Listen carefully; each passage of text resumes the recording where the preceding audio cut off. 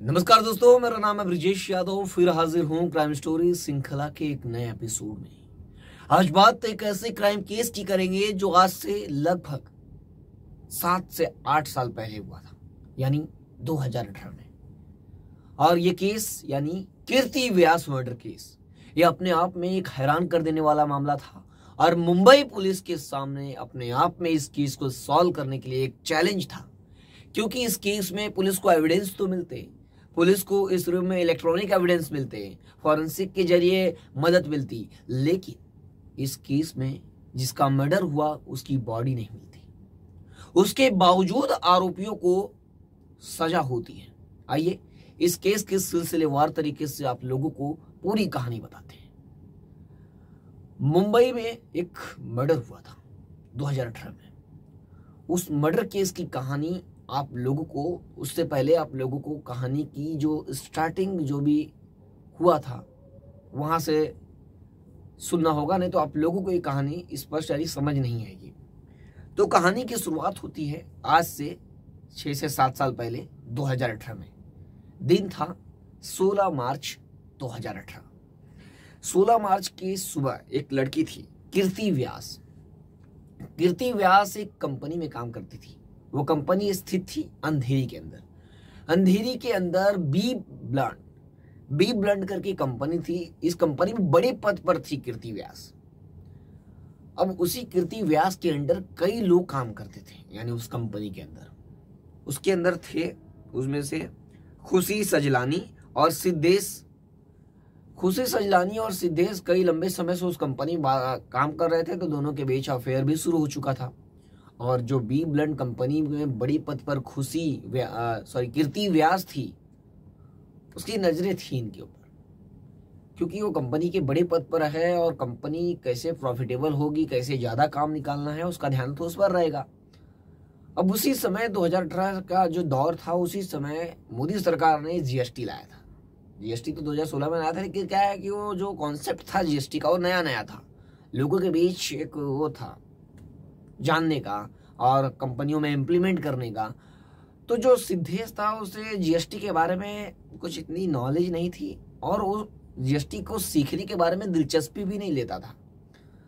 तब कंपनी ने उसे नोटिस देने की सोची, यानी कंपनी उसे कई बार बोली, लेकिन उसके बाद 5 साल नहीं हुए थे उसके कंपनी में काम करते हुए, तो उसे नोटिस देने की सोची।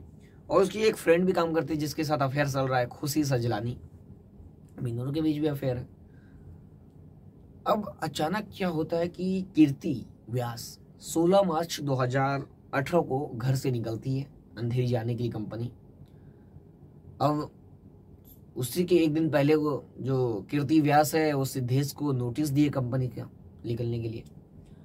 अब क्या होता है कि इस केस में कीर्ति व्यास जब 16 मार्च को घर से निकलती है, अब वो दिन भर कहाँ रहती है इसके बारे में तो कुछ पता नहीं था परिवार वालों को। परिवार वालों को कंपनी बोलकर रोज जाती थी, वैसे गई, लेकिन रात को देर रात हो गई, लेकिन वो घर नहीं लौटी, यानी कीर्ति व्यास रात में घर नहीं लौटी। अब परिवार वालों में चिंता बढ़ने लगी कि कीर्ति व्यास के साथ क्या हुआ, कि कीर्ति कहाँ रह गई। कभी ऐसा हुआ नहीं, अक्सर जाती थी कंपनी तो वापस आ जाती थी, लेकिन आज या अभी क्या हुआ ये परिवार वाले समझ नहीं पा रहे थे। वो नजदीकी पुलिस स्टेशन पहुंचे।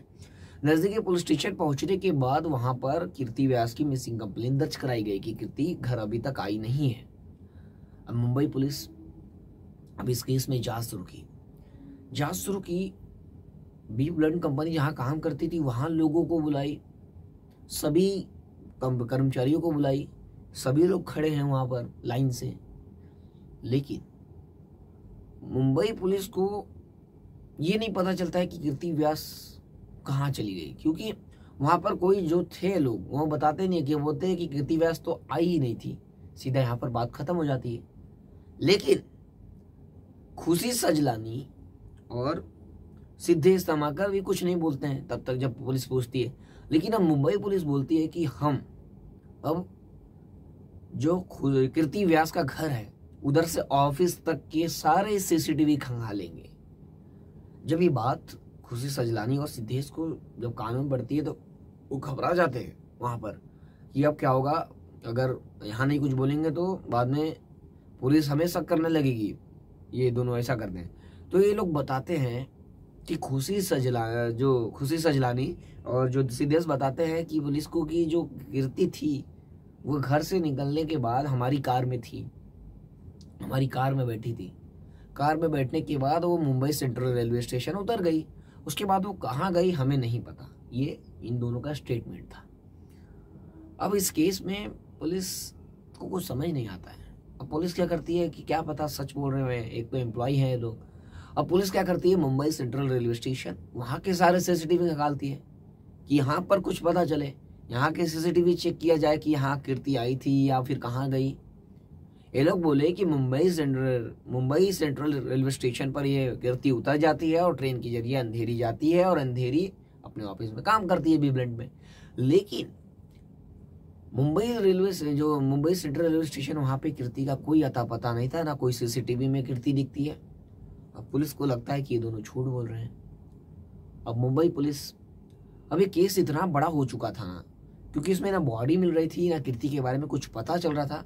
अब इसमें इस केस में खुद मुंबई पुलिस कमिश्नर जो दत्तात्रेय फडसेलकर थे उस समय के, वो खुद इसका मॉनिटर कर रहे थे। और उसके बाद जो क्राइम के चीफ हैं वो भी संजय सक्सेना, वो भी इसको लीड कर रहे थे। उसके बाद एडिशनल जो सीपी थे KM प्रसाथना, वो भी इस केस को मॉनिटर कर रहे थे। यानी ये केस जो सीना बोरा मर्डर केस था उसी की तरह एक हाई प्रोफाइल केस बन गया था। अब इस केस में क्योंकि ये जो कंपनी में काम करती थी बी-ब्लैंड, उसमें एक अभिनेता का भी योगदान है, यानी उसका भी आधी कंपनी का योगदान है। तब इस केस में कई एंगल थे, कई पॉसिबिलिटीज थी, किसी एक के ऊपर अंधाधुंध शक भी नहीं कर सकती थी पुलिस। लेकिन जब ये लोग बोले कि हम मुंबई सेंट्रल रेलवे स्टेशन कीर्ति को छोड़े, तो वहाँ मुंबई पुलिस को शक हो जाता है कि यहाँ नहीं दिखना, कहीं ना कहीं कुछ तो गड़बड़ है। और पुलिस खुशी सजलानी और सिद्धेश को उठा लेती है अपनी हिरासत में लेकर। अब इंट्रोगेशन का दौर शुरू होता है। पुलिस के सामने अब कोई और रास्ता भी नहीं था। पुलिस को पता चलता है कि कार में बैठी थी, यानी जो जीबी रोड है, जीबी रोड में कीर्ति का घर है और वहीं से निकलती है और ये लोग वहाँ पर वेट कर रहे थे, ऐसा इन लोगों ने बताया। लेकिन अब इस केस में मुंबई पुलिस जब इनसे पूछताछ करती है तो कुछ तो ये कड़ाके सख्ती से पूछताछ करती है सिद्धेश से कि इन लोगों ने खुशी सजलानी को छोड़ा तो सीसीटीवी में क्यों नहीं दिख रही हो। ये भी एक वैल्यूबल पॉइंट था। अब इसका इन लोगों के पास कोई जवाब नहीं था। अब मुंबई पुलिस सख्त होती जाती है और आखिरकार ये दोनों टूट जाते हैं, अपना जुर्म कबूल करते हैं। अब क्या होता है, कहानी क्या थी, बॉडी कहाँ है, कीर्ति के साथ क्या हुआ। अब मुंबई पुलिस की जो कहानी है आप लोगों को बताता हूँ।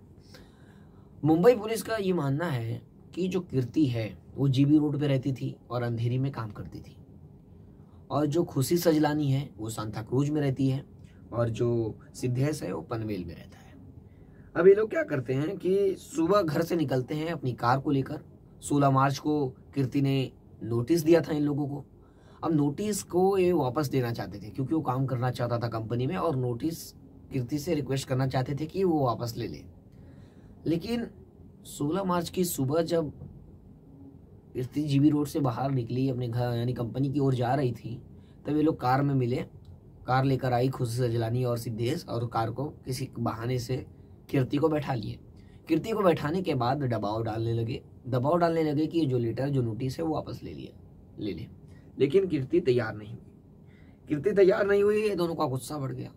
अब धीरे से उसका गला दबा दिए और कार के अंदर ही जो कीर्ति है उसकी मौत हो गई। अब इसके बाद ये लोग क्या किए, कीर्ति ने क्या की कि जो सिद्धेश है उसे पनवेल में छोड़ दी।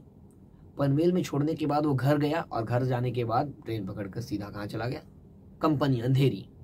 उसके बाद जो खुशी सजलानी है वो बॉडी को जो डिग्गी है उसके अंदर भर कर सीधा वो लेकर गई अपने घर की बिल्डिंग में, जो बिल्डिंग ग्राउंड है पार्किंग, वहाँ पर खड़ी कर देती है। डिग्गी में बॉडी भरी हुई खड़ी कर देती है सांता क्रूज में अपनी बिल्डिंग में। वहाँ पर उसके बाद वो फिर वापस जाती है अपने कंपनी, वापस लौट जाती है।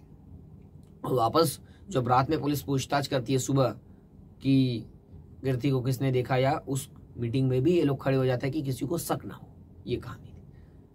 अब उसके बाद एक गांव है, गांव में जाकर ये लोगों ने उस बॉडी को डंप कर दिया। ये मुंबई पुलिस की कहानी है। लेकिन इस केस में सजा दिलाने के लिए एविडेंस की जरूरत होती है, चाहे टेक्निकल एविडेंस हो, इलेक्ट्रॉनिक एविडेंस हो, या कोई तो एविडेंस हो जो साबित करे कि ऐसा हुआ है, कोई मनगढ़ंत कहानी तो नहीं चलने वाली। तब इस केस में पुलिस ने क्या किया कि जो फोर्ड गाड़ी थी खुशी सजलानी की, उसे फॉरेंसिक के लिए भेज दिया। जब मुंबई पुलिस ने फॉरेंसिक के लिए गाड़ी भेजा तो उसके अंदर कुछ ब्लड सैंपल मिले, यानी ब्लड के खून के छींटे मिले गाड़ी के अंदर। अब उस गाड़ी के अंदर जो खून के छींटे मिले, अब उसका गला तो काटा नहीं था, तो खून के छींटे, तो कुछ मीडिया रिपोर्ट्स से भी पता चला है कि वो पीरियड्स के खून थे, यानी कीर्ति के पीरियड्स के खून थे। और उस खून के जरिए जब फॉरेंसिक जब डीएनए सैंपल, अब कीर्ति की माँ और उनके पिताजी का जब सैंपल लिया जाता है तो दोनों डीएनए सैंपल मेल खा जाता है, यानी उसके अंदर कीर्ति का ही ब्लड था, ये पता चल जाता है, उस कार में थी। ये क्लियर एविडेंस के रूप में पुलिस को पता चल गया था। फॉरेंसिक ने काफी मदद की इस केस में पुलिस ने।